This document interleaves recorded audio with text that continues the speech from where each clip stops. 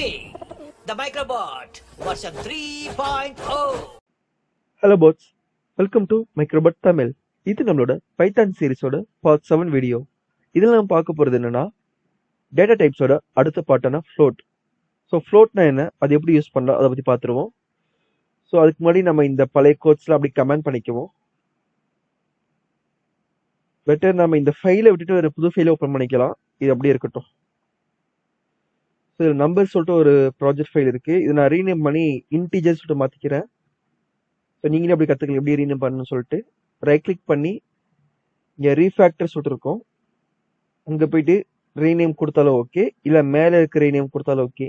நான் ஏன் கீழே இருக்க ரீஃபேக்டர் சொல்கிறேன்னா, சம்டைம்ஸ் சில சாஃப்ட்வேரில் ரீநேம்ங்கிற கீவேர்டு கொடுக்க மாட்டாங்க, அது பதிலாக ரீஃபேக்டர் கொடுத்துருப்பாங்க. ஸோ நம்ம அதை வச்சு புரிஞ்சுக்கணும், இதான் ரீநேம் பண்ணுறதுக்கான ஆப்ஷன் சொல்லிட்டு. ஓகேவா, நம்பர்ஸுங்க எடுத்துட்டு இந்த டாட் பிங்கிறது நீங்கள் எடுத்துடாதீங்க, அது அப்படி தான் இருக்கணும். அது விட்டிங்கன்னா இது நார்மல் ஃபைலாக மாறிடும், பைத்தன் ஃபைலில் இருக்காது. ஸோ டாட் பிக்கு முன்னாடி போயிட்டு நான் நம்பர்ஸுங்க எடுத்துட்டு இன்டீஜர் இல்லை இன்டர்ன் கூட போட்டுக்கலாம் ஷார்ட் ஃபார்மாக. இப்போ ரீஃபேக்டர் கொடுத்தோம்னா, அதாவது ரீநேம் அப்படின்னு கொடுத்தோம்னா இப்போ ரீநேம் ஆகிடும். இப்போ இங்கே இன்டர்ன் மாறிடுச்சு, வேல்யூ மாறிடுச்சு. இப்போ நம்ம க்ளோஸ் பண்ணிவிட்டு நியூ ஃபைல் கிரியேட் பண்ணிக்கலாம்.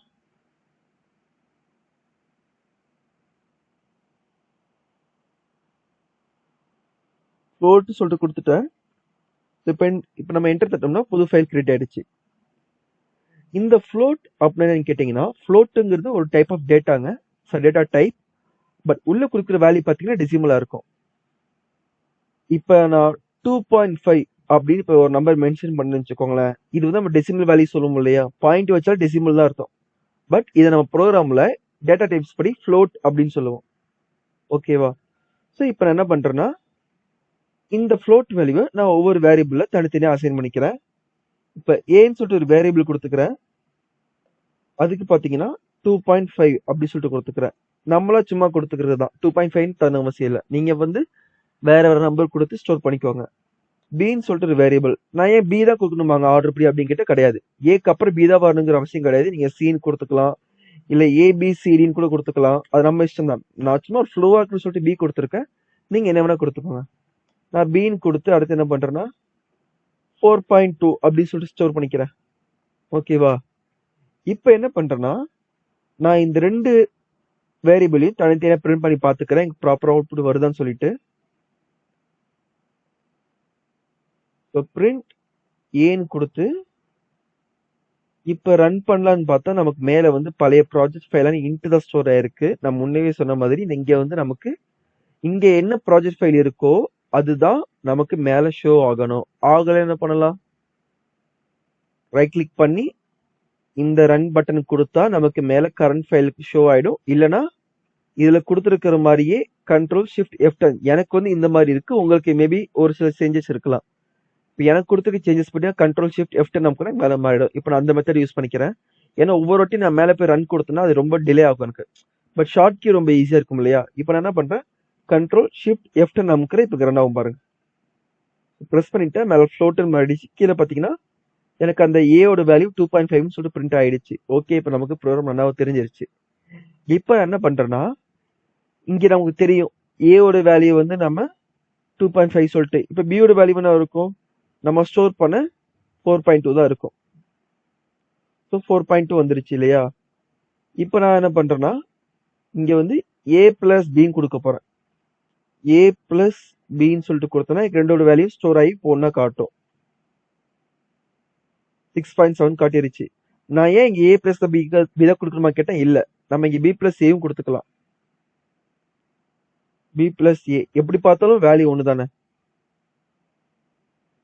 சேம் 6.7 மாறாமல் அப்படிதான் கட்டுதுப்பாங்க. ரன் பண்ணிட்டேன், உங்களுக்கு தெரியல, இங்கே நான் மேனுவல் ரன் பண்ணி காட்டுறேன் பாருங்க. ஸோ அதே வேல்யூ தான். ஓகே, இப்போ நம்ம எப்படி ரன் பண்ணலாம் பார்த்தோம்னா, இப்படி ஏ பிளஸ் பி அப்படி போடாம இந்த ஏவியும் பியும் நான் தனி வேரியபிள் ஸ்டோர் பண்ணிக்கிறேன். எதுக்குடா தலையை சுற்றி மூக்க தொடர்ந்து கேட்கலாம் நீங்க. ஃபியூச்சர்ல ப்ரோக்ராம் பண்ணும்போது உங்களுக்கு அது ஏன்னு புரியும். இப்போ நான் இந்த ஏவை தனியா பிஏ தனியாக ரன் பண்ணாம நான் இது ரெண்டுத்தையுமே சேர்த்து ஒரே வேரியபிள் ஸ்டோர் பண்ணிக்கிறேன். ஸோ சீன் சொல்லிட்டு ஒரு வேரியபிள் கிரியேட் பண்ணி அதில் பார்த்தீங்கன்னா ஏ பிளஸ் பி அப்படின்னு கொடுத்துக்கிறேன். இப்போ என்ன ஆகும், எனக்கு ஏவை டச் பண்ணா, ஐ மீன் ஏவை ஹோவர் பண்ணும்போது எனக்கு ஏவை வந்து ஹைலைட் பண்ணுது. இப்போ பியை ஹோவர் பண்ணா எனக்கு வந்து பியை வந்து ஹைலைட் பண்ணுது இல்லையா? அப்போ என்ன அர்த்தம், ஏவோட வேல்யூவும் பியோட வேல்யூவும் எனக்கு ரெண்டும் சேர்ந்து சிங்கிற வேரியபிள் ஸ்டோர் ஆச்சுன்னு அர்த்தம். இப்போ நான் சியை பிரிண்ட் பண்ணா போதும், எனக்கு ஏ பிளஸ் பின்னு சொல்லிட்டு இந்த ரெண்டு வேரியபிளுக்கு டேட்டாவும் ஒன்னா ஆட் ஆயிரும். ஏன்னா நான் இங்க பிளஸ் கொடுத்துருக்கிறதுனால. இப்போ நான் மைனஸ் சிம்பிள் கொடுத்தா எனக்கு மைனஸ் வேல்யூ தான் காட்டும். இப்போ நான் வந்து பிளஸ் சிம்பிள் போட்டு உங்களை காட்டுறேன். இப்போ வந்து நான் பிரிண்ட் பண்ண போறேன். பிரிண்ட் நான் ஏன்னு கொடுத்தா இப்போ எனக்கு ஏயோட வேல்யூ தனியாக காட்டும் பார்த்துக்கோங்க. இப்போ வந்து நான் மேனுவலாக ரன் பண்றேன். சி இங்க இருக்கு, நம்ம இப்போ டச் பண்ண வேணாம். இப்போ நான் ஏ கொடுத்துருக்கனால ஏ மட்டும் ரன் பண்ணி பார்ப்போம். சேம் 2.5. இப்போ பி கொடுத்தோன்னா 4.2. இப்போ எங்க சி கொடுத்தா என்ன ஆகும்,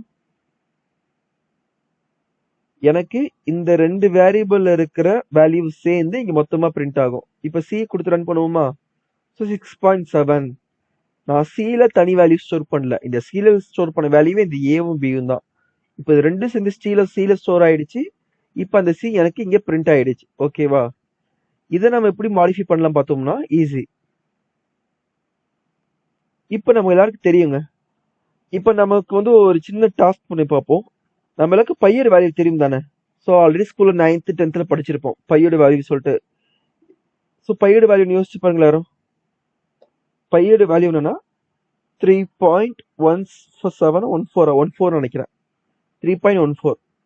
ஸோ பையோட வேல்யூ போயிட்டு இருக்கும் 3.14159 சம்திங் போயிட்டு இருக்கும்னு நினைக்கிறேன். இப்போ நம்ம வந்து ஷார்ட் அவுட் 3.14 வச்சுக்குவோம். இப்போ இந்த பையோட வேல்யூ நம்ம மல்டிப்ளை பண்ணி பார்க்கலாமா? இப்போ இந்த பையோட வேல்யூ 3.14 தான். பட் இது என்ன data type? Float. As per the value decimal. ஓகேவா? பாயிண்ட் வச்சதால டெசிமல். பட் 3.14ங்கிறது பையோட வேல்யூ. ஸோ நான் பைன்னு சொல்லிட்டு வேரியபிள் கொடுத்துருக்கேன். நம்ம பை தான் வைக்கணும் அவசியம். ஆல்ரெடி சொன்ன மாதிரி பின்னு கூட வச்சுக்கலாம், இல்லை ஏபிசிடியும் வச்சுக்கலாம். பட் நம்மளோட அண்டர்ஸ்டாண்டிங்காக பைன்னு வச்சுக்கிட்டேன். ஏன்னா 3.14ங்கிறது பையோட வேல்யூ. இப்போ நான் என்ன பண்றேன்னா பிரிண்ட் பை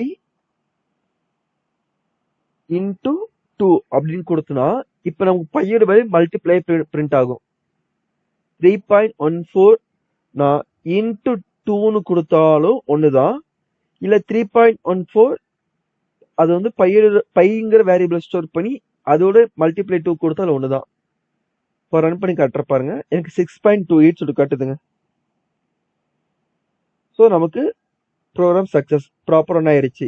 நீங்க ஸ்டார்டிங் இந்த மாதிரி சின்ன சின்ன சின்டெக்ஸ் தான் கத்துக்குவீங்க, போக நம்ம பெருசா கத்துக்கலாம். ஓகேவா? அண்ட் உங்களுக்கு ஏதாச்சும் டவுட் இருந்தா நீங்க கமெண்ட்ஸ் லீவ் பண்ணுங்க, நான் உங்களுக்கு அடுத்த வீடியோல அதை கிளியர் பண்ணிடுறேன். அண்ட் தேங்க்ஸ் ஃபார் வாட்சிங் guys. This signing off Microbot Tamil. மறக்காம சர்ப்ரைஸ் பண்ணுங்க. தேங்க்யூ.